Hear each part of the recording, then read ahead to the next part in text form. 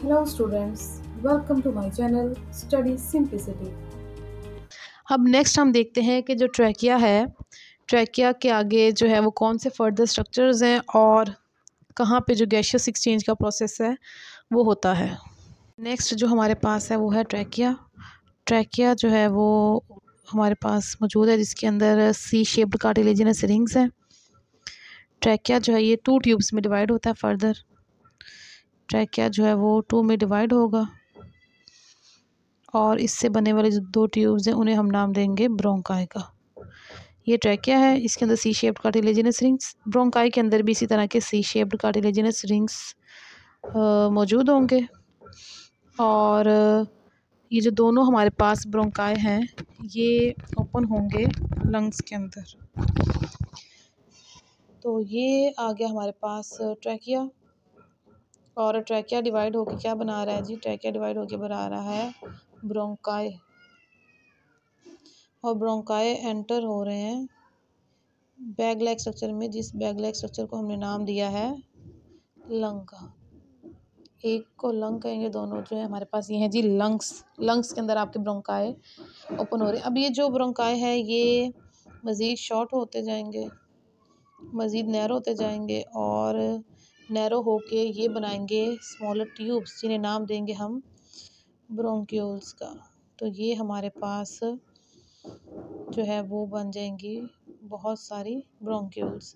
तो ये जो नैरो वाली ट्यूब्स हैं जो बनी हैं ब्रोंकाई से, इन्हें नाम दे दिया bronchioles. These are the narrow tubes as compare to the bronchi. Same इस तरह से यहाँ पे भी आपके पास जो है वो बहुत सारी ट्यूब्स बन जाएंगी, जिन्हें हम नाम देंगे जी ब्रोंक्यूल्स का। इस तरह से ब्रोंक्यूल्स जो है ये फर्दर डिवाइड होती चली जाएंगी और एंड पे हमारे पास जो है वो बिल्कुल स्मॉल जो है वो ट्यूब्स आ जाएंगी, जो कि गैसियस एक्सचेंज के अंदर अपना जो है वो रोल प्ले करेंगे। ठीक है, ये हमारे पास। और ये जो सबसे एंड पे हमारे पास स्मॉल ट्यूब्स आएंगे उनको हम नाम देंगे जी एल्वियोलर डक्ट का। क्या नाम देंगे? एल्वियोलर डक्ट का नाम देंगे। और इनके एंड पे यहाँ पे ये जो पाउच लाइक स्ट्रक्चर लगा हुआ है इसे हम नाम देंगे एल्वियोलाई का। सिंगुलर को हम कहेंगे एल्वियोलस और प्लूरल में हम इसको नाम देंगे एल्वियोलाई का।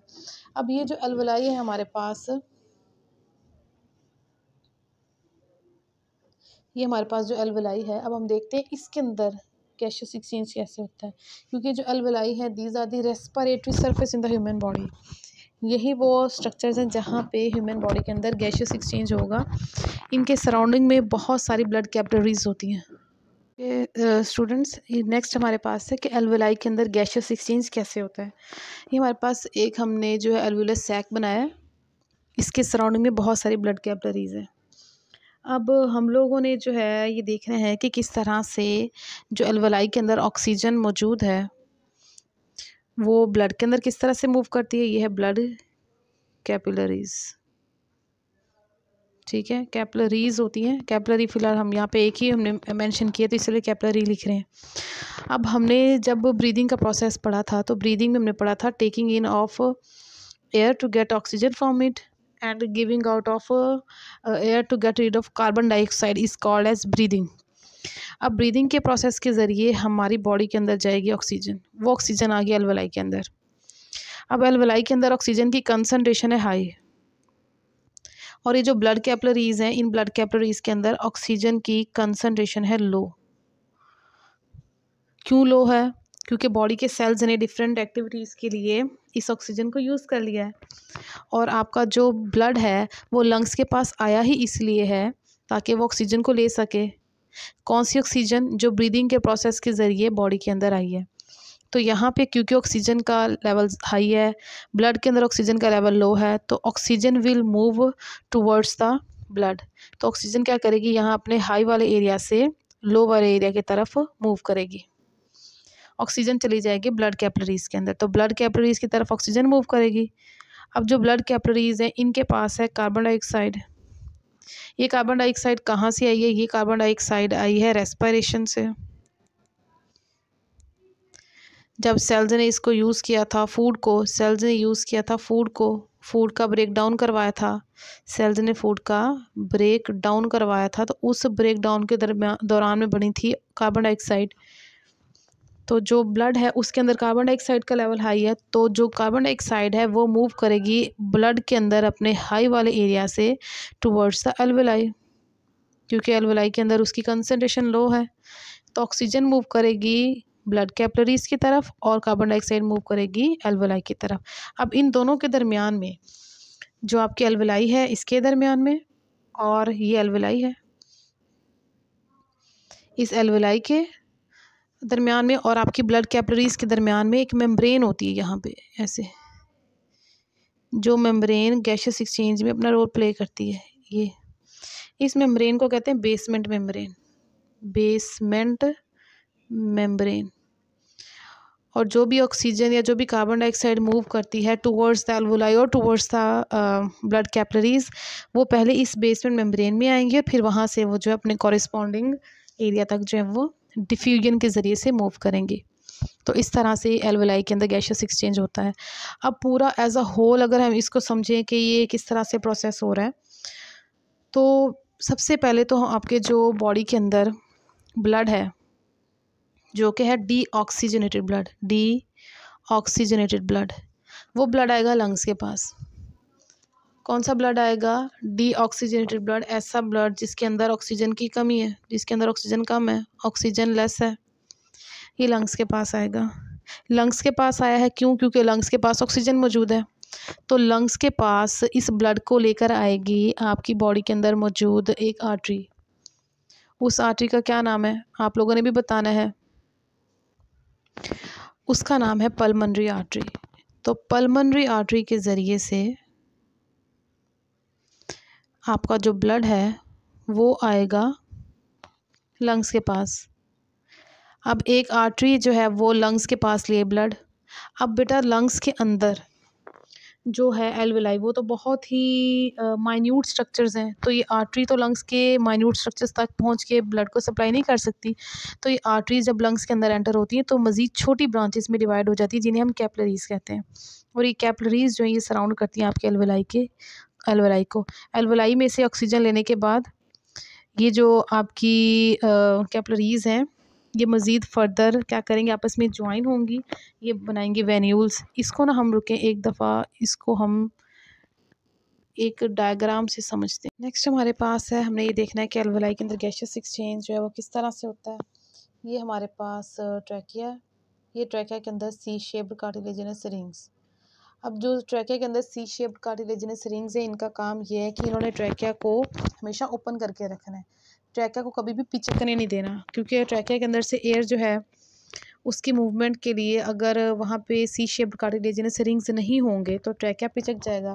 फिर जब एयर नेक्स्ट टाइम ट्रैकिया के अंदर एंटर होना चाहेगी तो वहाँ पे बहुत ज़्यादा प्रेशर, बहुत ज़्यादा फोर्स की ज़रूरत होगी। इसलिए ट्रैकिया के अंदर ये सी शेप्ड कार्टिलेजिनस रिंग्स हैं जो ट्रैकिया को कोलैप्स नहीं होने देते, इसको हमेशा जो है इसकी प्रॉपर शेप को जो है वो मेंटेन करके रखते हैं। ये हमारे पास लंग्स है, लंग्स के अंदर इंटर होते ही ट्रैकिया जो है फर्दर स्मॉलर ट्यूब्स में डिवाइड हो जाती है जिन्हें हम ब्रोंकाई, ब्रोंक्यूल्स का नाम देते हैं। और जैसे जैसे ये ब्रोंक्यूल्स फर्दर डिवाइड होते चले जाते हैं, डिवाइड होने से इनका जो इनकी जो विड्थ है वो कम होती चली जाती है। इनके एंड पे हमारे पास एल्वेलाई होते हैं और एल्वेलाई के अंदर गैसियस एक्सचेंज होता है। ये हमारे पास एक एल्वेलाई है, इस एल्वेलाई के अंदर जो है वो ऑक्सीजन मौजूद है। ऑक्सीजन आई है ब्रीदिंग के प्रोसेस के दौरान, इन्हेलेशन के दौरान। इन्हेलेशन के दौरान ऑक्सीजन जो है वो लंग्स के अंदर एंटर कर गई। अब इन्हेलेशन क्या है, जो आपकी ब्रीदिंग है, ब्रीदिंग का जो प्रोसेस है, ब्रीदिंग के प्रोसेस को 2 फेजेस में डिवाइड किया गया। एक है इन्हेलेशन और एक हमारे पास है एक्सेलेशन। इन्हेलेशन का मतलब है ऑक्सीजन को बॉडी के अंदर लेके जाना, ऑक्सीजन को बॉडी के अंदर लेकर जाना। और एक्सेलेशन का मतलब है कार्बन डाइऑक्साइड को बॉडी से बाहर मूव करवाना। इसमें ऑक्सीजन बॉडी के इनसाइड मूव करती है और एक्सेलेशन में कार्बन डाइऑक्साइड बॉडी से आउटसाइड मूव करती है। अब इन्हेलेशन के दौरान जो ऑक्सीजन है वो बॉडी के अंदर जाएगी, ट्रैकिया से नोस्ट्रिल से होती हुई आपके पास फेरिंग्स, फिर ट्रैकिया, ब्रोंकाई, ब्रोंक्यूल्स और एंड पे एल्वेलाई में आ जाएगी। एल्वेलाई के सराउंडिंग में बहुत सारी ब्लड कैपिलरीज होती हैं। ये हमारे पास है blood capillaries. In blood capillaries के अंदर जो ब्लड है वो है डीऑक्सीजनेटेड ब्लड। ये ब्लड डीऑक्सीजनेटेड कैसे है? क्योंकि ब्लड के अंदर जो भी ऑक्सीजन थी वो आपकी बॉडी के ऑर्गन्स ने यूज़ कर ली सेलुलर रेस्पिरेशन के दौरान। ये कोई भी बॉडी का ऑर्गन है, बॉडी का कोई एक ऑर्गन है, लिवर है या किडनी है, ठीक है। अब इस ऑर्गन के सराउंडिंग में जो सेल्स और टिश्यूज़ है वहाँ पे ब्लड था, उस ब्लड के अंदर थी ऑक्सीजन। तो ब्लड के अंदर जो ऑक्सीजन थी, ऑर्गन्स ने उस ऑक्सीजन को यूज़ कर लिया। ऑर्गन्स के अंदर जो सेल्स हैं उन्होंने ऑक्सीजन को यूज़ किया। कब यूज़ किया? उन्होंने यूज़ किया इसको फूड के ब्रेकडाउन के लिए। तो फूड के ब्रेकडाउन के दौरान ये ऑक्सीजन यूज़ होगी थी और इसके प्रोडक्ट में क्या बनी थी? कार्बन डाइऑक्साइड, वाटर और साथ में बनी एटीपी। इस एटीपी को सेल ने बहुत सारी एक्टिविटीज़ के लिए यूटिलाइज़ कर लिया और प्रोडक्ट में क्या बनाया? Carbon dioxide. अब ये जो ब्लड सेल्स के सराउंडिंग में था, इसमें से ऑक्सीजन इस ऑर्गन के अंदर जो सेल्स हैं उन्होंने यूज़ कर ली और कार्बन डाइऑक्साइड बदले में इस ब्लड के अंदर रिलीज़ कर दी। ये ब्लड जो है, अब ये डीऑक्सीजनेटेड ब्लड है। इस ब्लड के अंदर ऑक्सीजन कम है और इसके अंदर क्या मौजूद है? इसके अंदर है कार्बन डाइऑक्साइड। ये ब्लड अब लंग्स के पास आएगा ऑक्सीजन लेने के लिए। तो लंग्स के अंदर जो एल्वेलाई के अंदर ऑक्सीजन है, यहाँ पे क्योंकि ऑक्सीजन की कंसनट्रेशन हाई है और ब्लड के अंदर कार्बन डाइऑक्साइड की कंसनट्रेशन हाई है, तो ऑक्सीजन मूव करेगी अपनी हाई कंसनट्रेशन वाले एरिया से लो कंसनट्रेशन वाले एरिया की तरफ, यानी कि ब्लड की तरफ, और कार्बन डाइऑक्साइड मूव करेगी अपनी हाई कंसनट्रेशन एरिया से लो कंसनट्रेशन एरिया की तरफ, यानी कि एल्वेलाई की तरफ।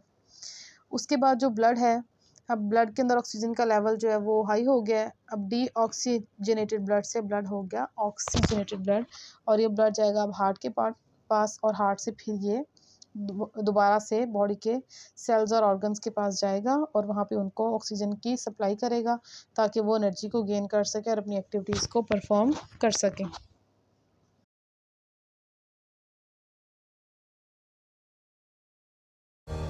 Thanks for watching. Like and share this video and subscribe to my channel.